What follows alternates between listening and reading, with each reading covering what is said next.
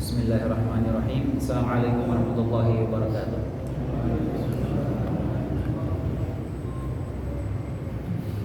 Innal hamdalillah nahmaduhu wa nasta'inuhu wa nastaghfiruh wa na'udzu billahi min shururi anfusina wa sayyiati a'malina. Man yahdihillahu fala mudilla lahu wa man yudlil fala hadiya lahu. Asyhadu an la ilaha illallah wahdahu la syarika lahu wa asyhadu anna Muhammadan 'abduhu wa rasuluhu sallallahu alaihi wa ala alihi wa sallam tasliman katsira amma ba'd.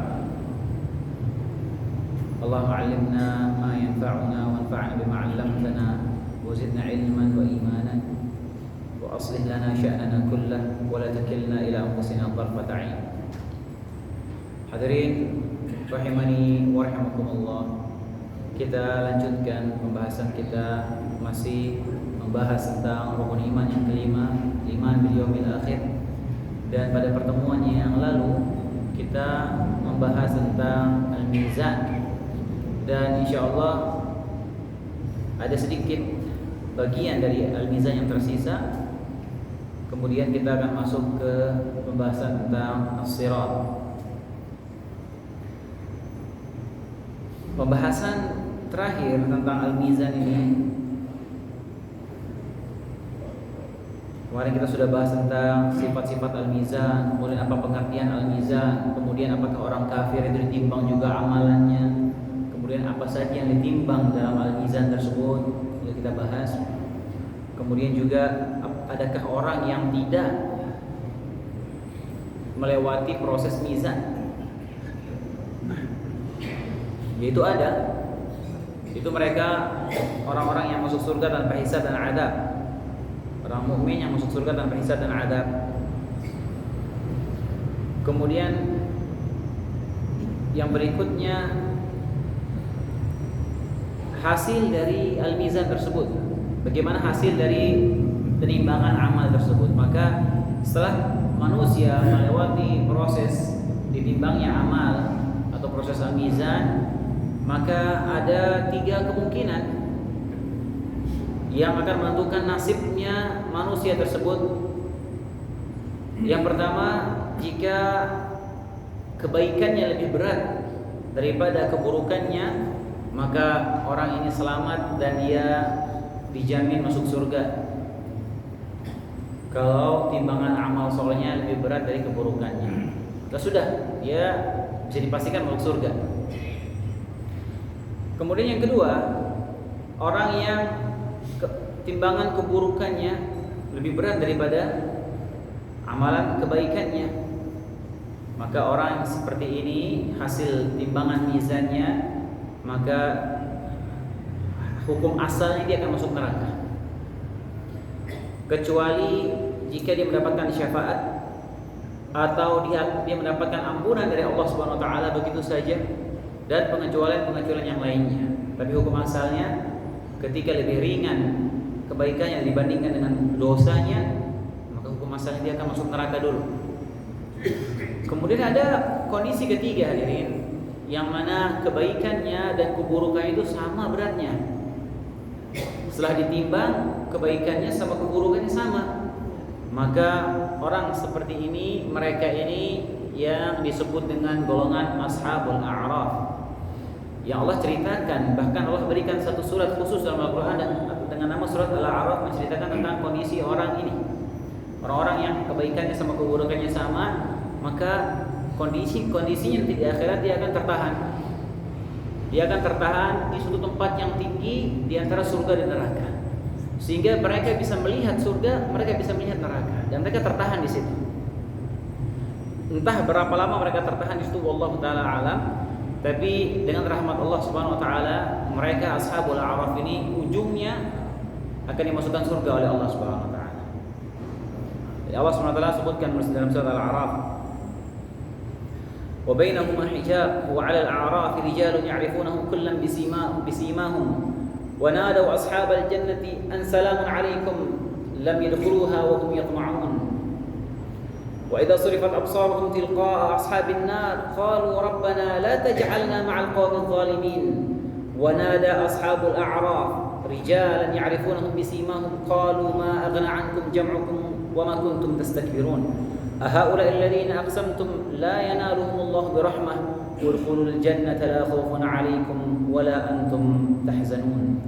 Di antara keduanya, yaitu di antara penghuni surga dan penghuni neraka, ada batasan. Dan di atas Al-A'raf, Al-A'raf itu artinya tempat yang tinggi ya secara bahasa. Di atas Al-A'raf itu ada orang-orang yang mengenal masing-masing dari dua golongan itu dengan tanda-tanda mereka.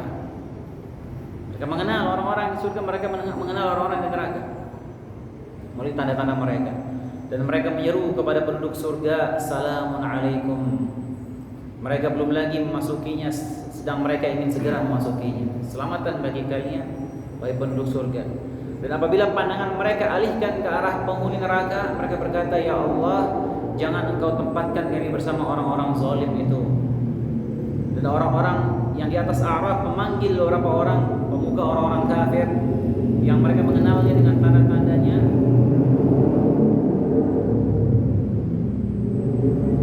Mereka mengenalnya dengan tanda-tandanya dengan mengatakan, harta yang kamu kumpulkan dan apa yang kamu selalu sombongkan itu tidak memberi manfaat kepadamu. Orang-orang yang di atas Al-A'raf bertanya kepada penghuni neraka, itukah orang-orang yang kamu telah bersumpah bahwa mereka tidak akan mendapatkan rahmat Allah? Kepada orang mukmin itu dikatakan, masuklah ke dalam surga, tidak ada kekhawatiran terhadapmu dan tidak pula bersedih.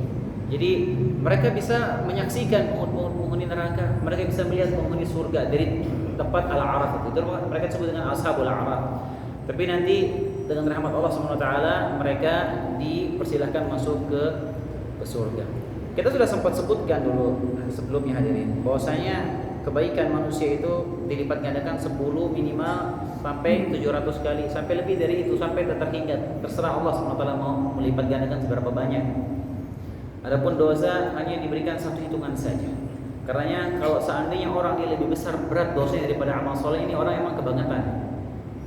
Apakah segitu malasnya dia beribadah kepada Allah Subhanahu Wa Taala sehingga seringan sekali dia punya amal solehnya dibandingkan dengan dosa-dosanya? Atau emang dia doyan berbuat dosa, doyan berbuat dosa-dosa sehingga dosa-dosanya berat mengalahkan timbangan kebaikannya. Sekarang hadirin dan hadirat rahimani rahimakumullah, kita masuk pembahasan baru setelah kita melewati fase mizan. Setelah manusia ditimbang amal salehnya, setelah dihisab, kemudian mizan, ya. Urutannya seperti itu, padang-padang mahsyar, nanti ke haud, kemudian manusia akan dihisab.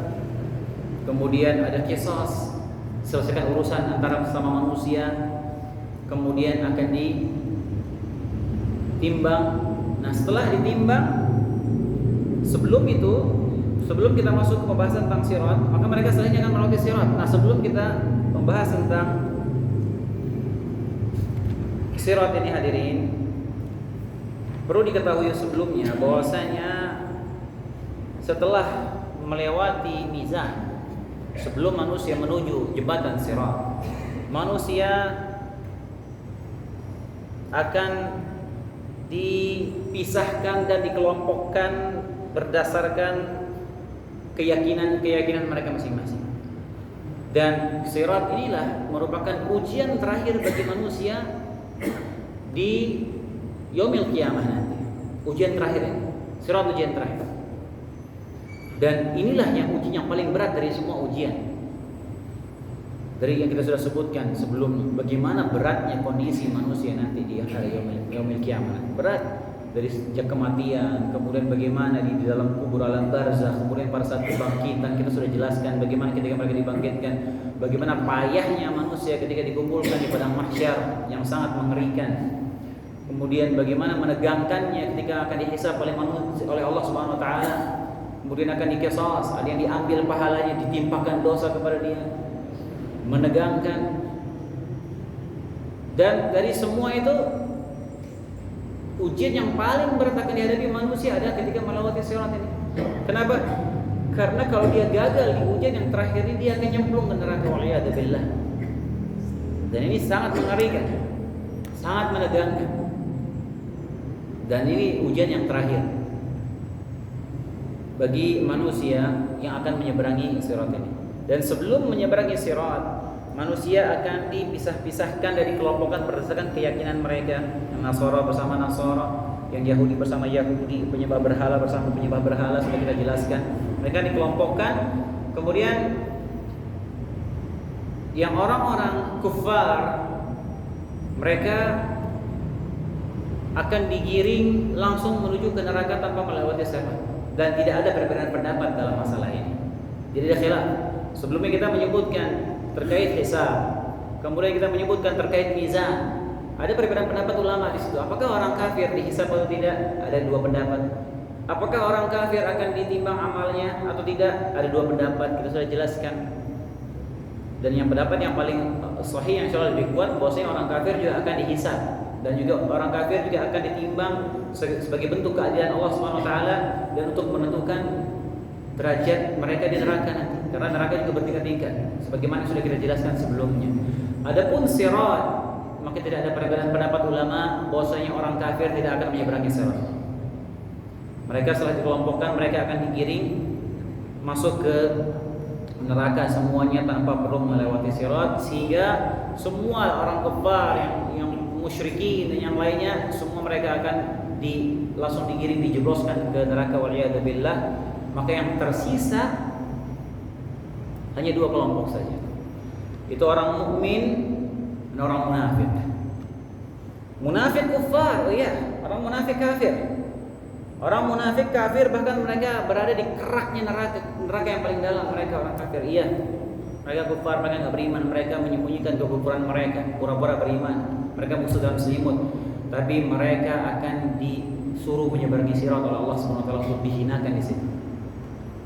Ketika menyeberangi sirat yang akan kita jelaskan insyaallah taala. Jadi yang tersisa hanya dua, yaitu orang mukmin dan orang munafik yang tersisa yang akan menyeberangi as-sirat. Sirat secara bahasa itu artinya jalan, thariq secara bahasa.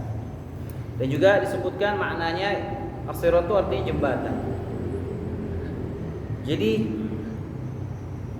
istilah secara bahasa ya, sirat itu artinya jalan, bisa juga jembatan. Itu jalan yang berupa jembatan yang ditempuh oleh manusia. Itu as-sirat secara bahasa.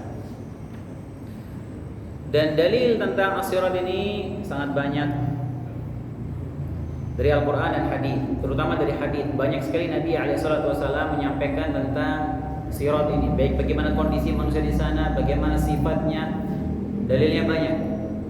Dan dalam Al-Quran Allah SWT menyebutkan dalam surat Maryam, juga sudah sering kita sebutkan ayatnya.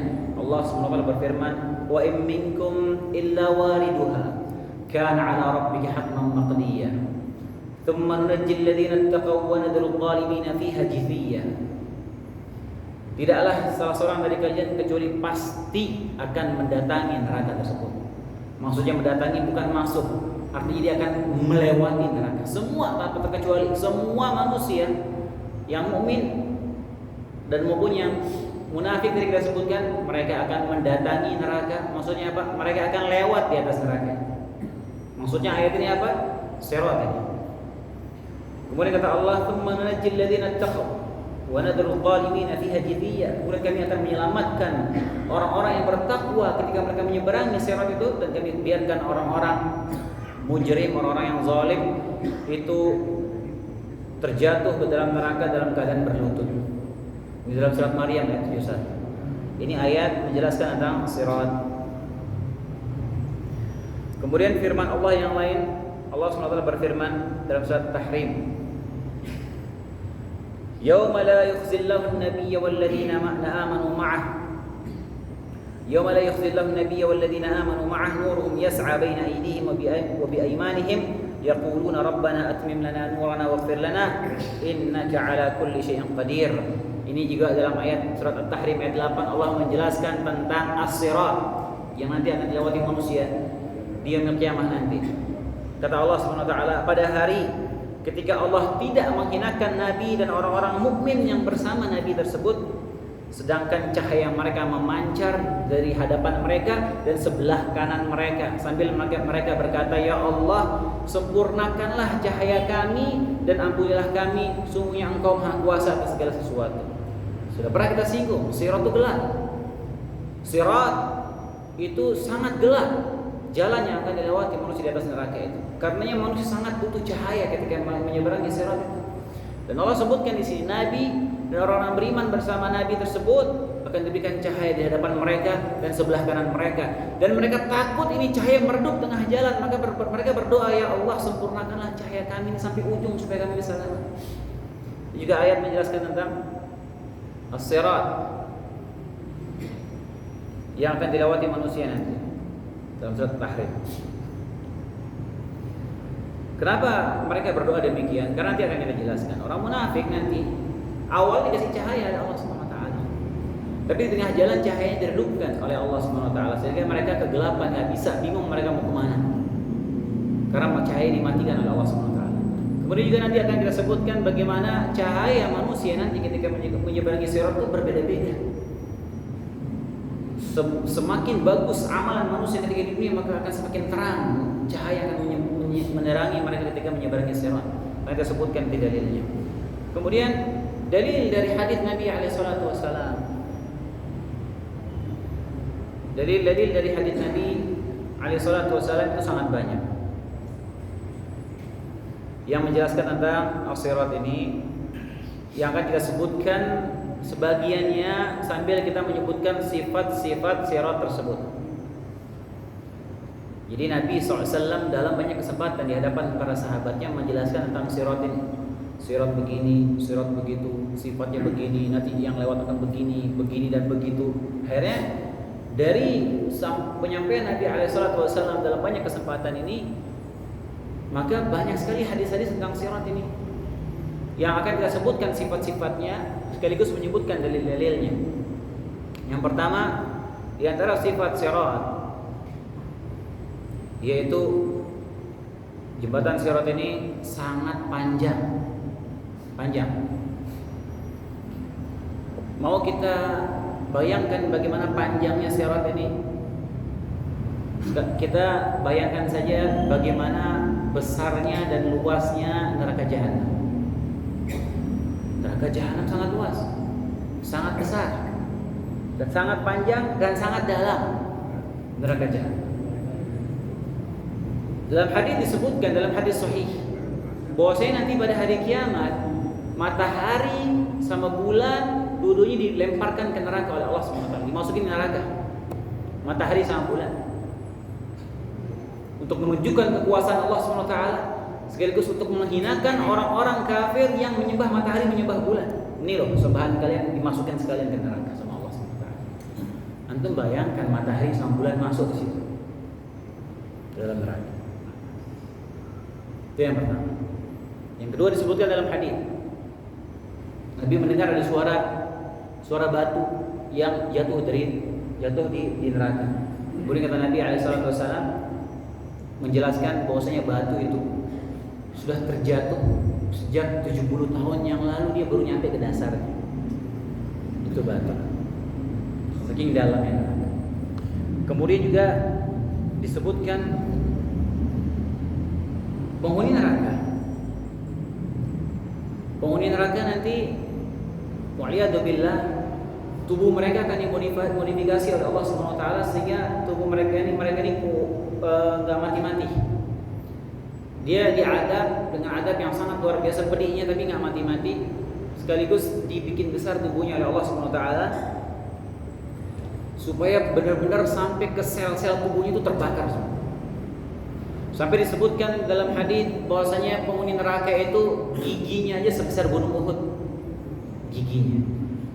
Jadi biar berasa itu diadabnya itu karena segitu besar badannya, jadi biar masuk sampai ke sel-selnya, dibikin besar. Bisa kebayang bagaimana besarnya neraka itu. Dan panjang. Dan sirat membentang di atas neraka jahanam. Dari ujung sampai ujung. Mengerikan. Itu yang sifat sirat yang pertama. Kemudian sifat sirat yang kedua yaitu sirat, bahwasanya sirat merupakan ujian terakhir bagi manusia. Terakhir sudah. Setelah selesai berhasil melewati sirat sudah tidak ada cobaan lagi yang memberatkan manusia, nggak ada. Ini ujian terakhir. Dan ini yang paling mengerikan, paling memberatkan. Kemudian sifat sirat yang berikutnya yaitu madhadatun kata Nabi SAW. Madhadah, dahdun, madhadah, yaitu itu mudah bikin orang miring di atasnya. Jadi orang nggak sulit mustabil gitu. Orang jadi gampang miring kalau melewati di atas jembatan sirat. Kemudian sifat berikutnya mazallah, sangat mudah menggelincirkan manusia, licin. Kemudian sifat sirat yang berikutnya adaqqu minasy'ari wa ahaddu minasayf, lebih tipis dari rambut dan lebih tajam dari pedang. Kemudian sifat sirat yang berikutnya, sirat dilewati seluruh nabi dan umatnya. Semua nabi akan melewati sirat dan umat-umatnya semua.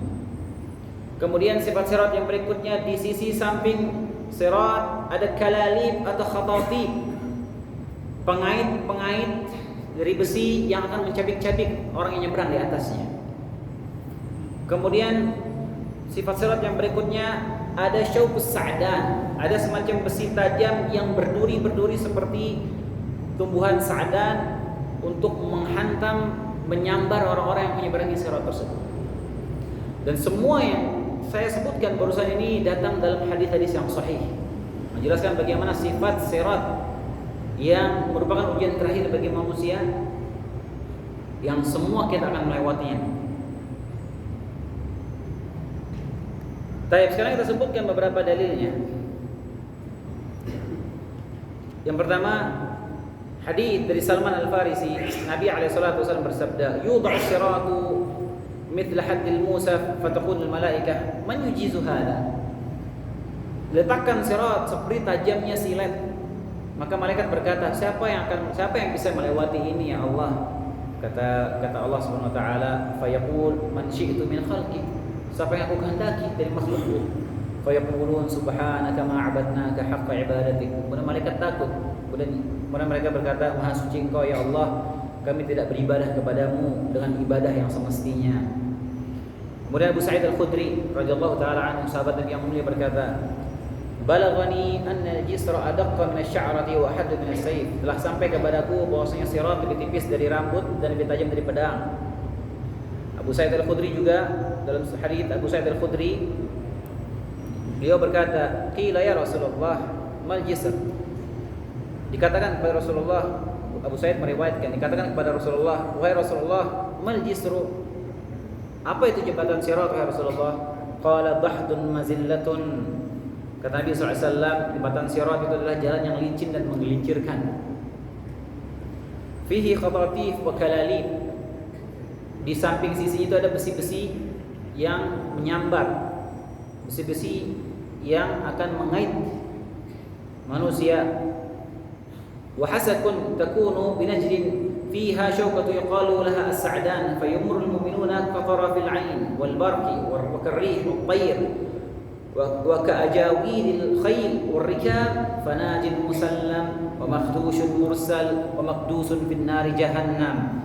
Kemudian kata Nabi SAW, di sana terdapat besi berduri seperti yang kalian dapati di Najd, ada pohon namanya syaukus sa'dan, duri pohon sa'dan. Seperti itulah besi itu, dia seperti bola, ada duri-durinya, dan itu akan menyambar manusia ketika melewati sirat. Kemudian kata Nabi SAW, orang yang beriman akan melewati sirat tersebut katarafil ain, seperti kedipan mata cepatnya, wa kal barq, seperti kilat, secepat kilat, wa karrih, kemudian ada yang menyeberangi seperti angin, wa katair, ada yang menyeberangi seperti terbangnya burung, wa kaajawidil khayl, ada yang menyeberangi seperti kuda-kuda yang tangguh, war rikab, ada yang menyeberanginya seperti orang mengendarai unta, fanajin musallam.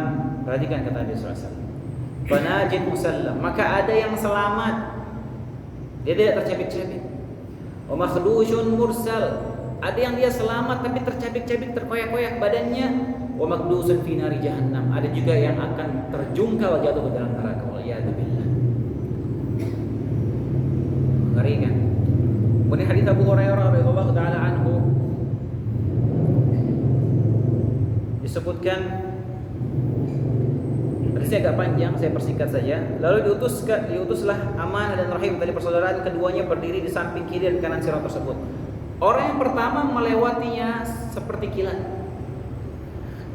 Aku bertanya, bi abi anta wa ummi, dengan bapa dan ibuku sebagai tebusannya ya wahai Rasulullah, adakah sesuatu seperti kilat? Rasulullah menjawab, tidakkah kalian pernah melihat kilat, bagaimana kilat lewat dalam sekejap mata?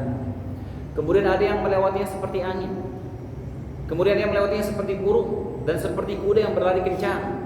Mereka melintas sesuai dengan amal perbuatan mereka, kata Nabi SAW. Hadis Sahih Muslim. Mereka akan melintasi sesuai amal mereka. Yang kencang berarti amalannya kencang ketika di dunia. Yang lambat berarti amalnya lambat ketika di dunia.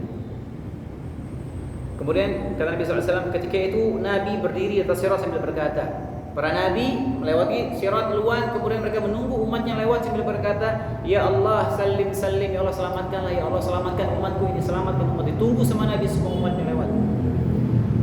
Sampai giliran hamba yang lemah amalnya, sehingga datanglah orang tersebut, lalu dia tidak bisa melewatinya kecuali dengan merangkak. Beliau bersabda lagi, di kedua sisi sirat terdapat besi pengait yang bergantung untuk menyambar siapa saja yang diperintahkan untuk disambar. Maka ada yang terpeleset namun selamat, dan ada pula yang terjungkal ke dalam neraka. Waliyadzubillah. Kemudian hadis Jabir bin Abdullah, wa yu'ta kullu insanin minhum munafiqan aw mu'minan nuran thumma yattabi'unahu. Diberikan cahaya kepada setiap orang mukmin dan orang munafik diberikan cahaya, kemudian mereka akan mengikuti cahaya tersebut. Munafik suruh lewat, dikasih cahaya di awal oleh Allah Subhanahu wa taala. Kemudian dalam hadis lain Nabi SAW menyebutkan, dan akulah orang yang pertama berhasil melewati sirat tersebut di antara seluruh para rasul dan umatnya. Jadi pertama kali akan menyeberangi sirat adalah Nabi Muhammad SAW, dan beliau yang pertama kali melewati dan berhasil melewati sirat tersebut. Kemudian kata beliau, pada hari itu tidak ada seorang pun yang dapat berbicara kecuali para rasul, dan ucapan para rasul adalah ya Allah salim salim, selamatkanlah ya Allah selamatkanlah. Dan dari dalam jahanam ada besi yang ujungnya bengkok seperti duri sa'dan. Kemudian Nabi SAW melanjutkan, sungguh dia seperti duri sa'dan, hanya saja tidak ada yang mengetahui ukuran besar duri tersebut kecuali Allah. Duri tersebut akan menusuk-nusuk manusia berdasarkan amal mereka. Subhanallah. Di antara mereka ada yang dikoyak-koyak hingga binasa disebabkan amalnya, dan ada pula yang dipotong-potong, terpotong-potong tubuhnya, tercabik-cabik, tapi dia selamat sampai ke ujung sirat. Jadi ini ujian terakhir ya. Jadi bagaimana kecepatan manusia melewati sirat dan sejauh apa dia akan disambar oleh besi-besi tersebut, itu semua tergantung amalannya ketika di dunia. Kalau masih ada dosa-dosa yang tersisa setelah proses-proses di padang mahsyar, karena semua perkara-perkara berat yang dirasakan oleh manusia di padang mahsyar, kemudian di hisab dan yang lainnya, itu semua akan menggugurkan dosa-dosanya. Kalau masih ada yang tersisa dari dosa-dosanya dan itu perlu dibersihkan, artinya sisa dosanya ini tidak sampai menyebabkan dia masuk ke dalam neraka. Cukup dia dibersihkan atas sirat dengan cara apa? Dengan cara dicabik-cabik besi tersebut. Tapi Allah selamatkan dia sampai ke ujung sirat dengan kondisi tubuh yang tercabik-cabik. Semua tergantung amal. Semua tergantung bagaimana amalnya ketika di dunia. Itu tadi hadis sahih riwayat Muslim. Baik. Kemudian bagaimana kondisi manusia ketika melewati sirat? Yang pertama, ada beberapa kondisi kita sebutkan. Yang pertama, manusia pertama yang akan melewati sirat adalah Nabi Muhammad SAW. Yang pertama melewati sirat adalah Nabi Muhammad SAW. Kemudian yang berikutnya menyusul Nabi SAW adalah fuqara'il muhajirin, orang-orang fakir dari kalangan kaum muhajirin. Sebagaimana mereka kita sebutkan sebelumnya, orang-orang fakir muhajirin, mereka yang pertama kali nanti minum dari haud telaga Nabi SAW. Di Demikian juga Allah muliakan mereka dengan cara seperti itu. Kemudian juga mereka yang akan pertama kali melewati sirat setelah Nabi alaihissalatu wassalam. Kemudian kondisi orang-orang munafik di atas sirat. Orang munafik tadi kita sempat singgung, orang munafik dia disuruh lewat oleh Allah Subhanahu wa taala. Lewat dikasih cahaya dulu di awal, lewat mereka. Tapi cahaya tersebut di tengah jalan akan diredupkan oleh Allah Subhanahu wa taala. Dan ini datang dalam beberapa hadis ya. Kita nggak usah sebut hadisnya untuk mempersingkat waktu. Kita sebut ayatnya aja. Allah sebutkan dalam Al-Quran keadaan orang munafik ketika melewati sirat. Allah SWT berfirman, "Yauma yaqulul munafiquna wal munafiqatu lil ladzina amanu unzuruna naqtabis min nurikum." Orang-orang munafik, baik yang laki-laki maupun perempuan, berkata kepada orang yang beriman, "Tunggu kami, berikan kami sedikit dari cahayamu agar kami bisa ikut menyeberang." Qila rji'u wara'akum faltamisu nura, dikatakan kepada mereka, lihat cari di belakang kamu sana, cari cahaya sendiri. Faduriba bainahum bisurin lahu babun batinuhu fihi rahmah wa zahiruhu min qibalihi al'adzab. Pada saat mereka kebingungan mencari cahaya, mati cahaya di tengah jalan, mereka mau kembali mencari cahaya, maka akan dibentangkan tembok yang kata Allah SWT, tembok tersebut ada pintunya, di baliknya itu adalah rahmat, dan di baliknya lagi tempat mereka adalah adab. Artinya apa? Mereka akan terjungkal ke neraka setelah itu. Dari atas sirat mereka akan jatuh ke neraka satu persatu orang munafik. Allah sebutkan dalam surat Al-Hadid, setelah melihat orang munafik menyeberangi sirat dan cahaya diredupkan oleh Allah SWT, orang mukmin berdoa kepada Allah, ya Allah, terangkanlah kami, jangan redupkan cahaya kami ya Allah. Allah sebutkan yauma la yukhzillahu an-nabiyya wal ladzina amanu ma'ah. Tadi kita sebutkan ayatnya. Hari di mana Allah tidak menghinakan nabi dan orang-orang yang beriman bersama mereka. Nuruhum yas'a baina aydihim wa imanihim. Cahaya mereka terpancar di hadapan mereka dan sebelah kanan mereka. Yaqulun, mereka berkata, ya Allah, ya Rabbana atmim lana nurana waghfir lana, ya Allah sempurnakanlah cahaya kami sampai ke ujung. Dan ampunilah dosa-dosa kami, innaka ala kulli syai'in qadir. Sambil berdoa mereka agar cahayanya enggak diredupkan oleh Allah Subhanahu wa taala. Kemudian berapa lagi waktu? 10 menit lagi.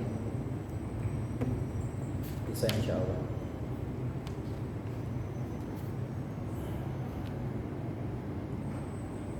Jadi mereka orang-orang munafik minta dikasihani. Tatkala mereka menyeberangi, tiba-tiba cahaya dimatikan oleh Allah SWT. Mereka manggil, Allah ceritakan lagi dalam ayat lain. Mereka manggil orang yang beriman, minta dikasihani. Bukankah kita dulu bareng ketika di dunia? Coba tunggu sebentar, bagi cahaya kalian. Minta dikasihani oleh orang-orang yang beriman. Allah SWT ceritakan dalam surat Al-Hadid lagi, yunadunahum alam nakum ma'akum qalu bala walakinnakum fatantum anfusakum wa tarabbastum martabtum wa gharratkumul amani hatta jaa amrullahi wa gharrakum billahil gharur. Orang-orang munafik itu memanggil orang-orang mukmin sambil berkata, bukankah kami dulu bersama-sama dengan kalian? Mereka menjawab, orang mukmin menjawab, benar, kita dulu sama, tapi kamu mencelakakan diri kamu sendiri dengan menunggu kehancuran kami. Orang munafik begitu. Dia pura-pura bersama orang beriman, tapi dia menunggu kehancuran orang-orang yang beriman ketika di dunia. Kalau dikatakan gitu, kalian dulu bersama kami, iya, tapi kalian membinasakan diri kalian sendiri dengan menunggu kehancuran kami. Dan kamu ragu serta ditipu oleh angan-angan kosong, sehingga datanglah ketetapan Allah dan kamu telah ditipu oleh syaitan yang sangat penipu. Kemudian kata Allah, fal yawma la yu'khadhu minkum fidyatun wala minal ladzina kafaru ma'wakumun nar ya maulakum wa bi'sal masir. Maka pada hari ini tidak diterima tebusan dari kalian dan tidak pula orang-orang kafir. Tempat kalian di neraka, itulah tempat berlindung kalian dan itulah seburuk-buruk tempat kembali. Waliyadzubillah. Baik, kemudian bagaimana kondisi orang muslim, orang mukmin ketika melewati sirat? Berdasarkan hadis yang ada, beberapa kondisi yang tadi sempat saya sebutkan dari riwayat hadis yang Nabi SAW sebutkan, maka kita bagi menjadi tiga kondisi orang beriman, orang mukmin Muslim mukmin ketika dia melewati sirat. Yang pertama, najin musallam. Itu orang berhasil melewati sirat dan dia selamat. Jadi sebutkan kondisi mereka itu kan bermacam-macam ketika melewati sirat ya. Ada yang melewati seperti kedipan mata, ada seperti kilat, ada yang seperti burung, ada yang seperti orang yang menunggang kuda perang, ada yang seperti orang yang naik unta, ada seperti burung, bermacam-macam, dan mereka selamat. Kecuali selamat. Ada juga yang mereka selamat tapi mereka bertahan melewati serangan dari besi-besi yang menyambar dari samping sirat tersebut. Ketika dia melewati itu, besi-besinya menyambar, tapi dia selamat, terlindungi. Kenapa? Dilindungi karena dihalangi oleh amal-amal soleh mereka ketika di dunia. Ini disebutkan dalam kitab Fathul Mu'in. Begitu juga dengan cahaya. Cahaya orang ketika yang melewati sirat ini juga berbeda-beda, hadirin. Berbeda-beda. Disebutkan hadis riwayat Ibnu Mas'ud, kalam dari perkataan Ibnu Mas'ud, mereka melintasi sirat ala qadri a'malihim yamurruna ala sirat. Mereka akan melewati sirat sekadar amal mereka di dunia. Minhum man nuruhum mithlal jabal. Sebagian mereka ada yang melewati sirat cahaya mereka seperti gunung, kasih cahaya sebesar gunung oleh Allah Subhanahu wa taala. Wa minhum min nurihi mithlun nakhlah. Ada yang cahaya mereka cuma sebesar pohon kurma, dikasih oleh Allah ketika melewati sirat. Wa minhum man nuruhu mithlur rajulil qa'im. Ada yang cahaya mereka itu seperti setinggi orang dewasa yang berdiri, cuma sampai segitu doang cahayanya.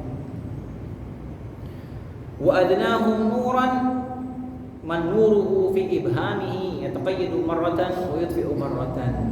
Dan yang paling rendah cahayanya akan Allah berikan kepada orang ketika menyeberangi sirat, itu cahayanya itu cuma ada di jempol kakinya saja. Dan cahaya di jempol kakinya ini sebentar redup, sebentar nyala, sebentar jalan lagi mati dia, sebentar jalan. Akhirnya dia jalan, begitu yang di jempol kakinya nyala dia jalan, begitu mati dia diam dulu nunggu, nggak berani dia jalan karena gelap. Begitu nyala lagi dia jalan lagi sebentar, begitu keadaannya. Sampai nanti ada yang selamat. Ini yang najin musallam. Yang kedua, kondisi orang mukmin menyeberangi sirat yaitu makhdusun najin. Dia selamat tapi dia terluka, tercabik-cabik badannya. Jadi mereka orang-orang yang masih memiliki dosa. Yang tadi kita sebutkan, setelah melewati semua fase di yaumil qiyamah masih ada sisa-sisa dosanya. Dan dosanya ini tidak sampai memasukkan mereka ke neraka. Jadi dosanya masih bisa dibersihkan lah. Enggak perlu dia nyemplung dulu ke neraka. Akhirnya cara dibersihkannya gimana? Dia dicabik-cabik oleh besi-besi tadi. Kalalib dan besi-besi duri seperti syaukus sa'dan tadi kita sebutkan. Sampai apa? Dia selamat sampai ujung sirat tapi sudah terkoyak-koyak badannya dia. Dan kondisi yang ketiga, yang terakhir, yaitu makdus, yaitu orang yang terjungkal ke neraka. Mukmin. Mereka mukmin. Makanya kita sebutkan berdasarkan dalil-dalil yang ada sudah bisa dipastikan akan ada orang mukmin ahlu tauhid yang akan dibersihkan dulu dari neraka. Waliyadzubillah. Pasti ada. Berdasarkan dalil yang banyak. Akan ada orang mukmin yang dia akan masuk neraka dulu untuk dibersihkan dosa-dosanya. Waliyadzubillah. Baik. Kemudian disebutkan dalam sebuah riwayat, dalam riwayat Al-Hakim dalam Mustadraknya, seorang mengeluhkan dirinya kepada Allah SWT dengan berkata, ketika melewati sirat dia mengeluh, Ya Rabbi, lima aqta'ta bi. Ya Allah, mengapa engkau membuatku lambat ketika melewati sirat ini? Maka Allah menjawab, lam ubdi bik, innama abta'a bika amaluk. Aku tidak membuatmu lambat, akan tetapi yang membuatmu lambat adalah amalmu sendiri. Katakan kepada dia, Jadi bukan Allah yang menjadikan dia lambat, yang bikin dia lambat nyebrang, yang bikin dia gelap ketika menyeberang, redup cahayanya, itu tergantung amalan sendiri. Makanya hadirin, yang paling bisa menyelamatkan kita di akhirat, catat baik-baik. Yang paling kita andalkan, yang paling kita harapkan, dan yang paling bisa menyelamatkan kita di yaumil akhir, di akhirat, cuma amal soleh kita sendiri. Itu yang paling kita harapkan. Emang syafaat bisa menyelamatkan kita, tapi kita mengharap, tapi kita belum tentu dapat syafaat, masalahnya. Yang paling kita harapkan, kita andalkan bisa menyelamatkan diri kita sendiri di yaumil kiamah nanti adalah amal soleh kita sendiri. Jangan kita mengharapkan dari luar dulu, internal dulu kita harapkan. Amal soleh kita yang menyelamatkan kita semuanya. Dari proses kita sakaratul maut, di proses kita di alam barzakh, di kebangkitan, dan semua kita sebutkan tadi, yang menentukan adalah amal soleh kita masing-masing. Semuanya. Makanya yang kita andalkan cuma amal soleh kita sendiri. Emang ada orang yang akan diselamatkan, ditolong dengan syafaat. Tapi itu opsi kedua. Opsi pertama yang kita andalkan adalah amal soleh kita sendiri. Karenanya hendaknya kita memanfaatkan setiap detik-detik umur kita ini yang tersisa untuk menambah koleksi amal soleh kita yang dengannya insyaallah akan menyelamatkan kita di yaumil qiyamah nanti. Kita cukupkan sampai di sini kajian kita. Insyaallah kita lanjutkan pada pertemuan berikutnya. 1 menit lagi masuk waktu Isya. Kita tutup dengan doa kafaratul majlis. Subhanakallahumma bihamdika asyhadu an la ilaha illa anta astaghfiruka wa atubu ilaik. Assalamualaikum warahmatullahi wabarakatuh.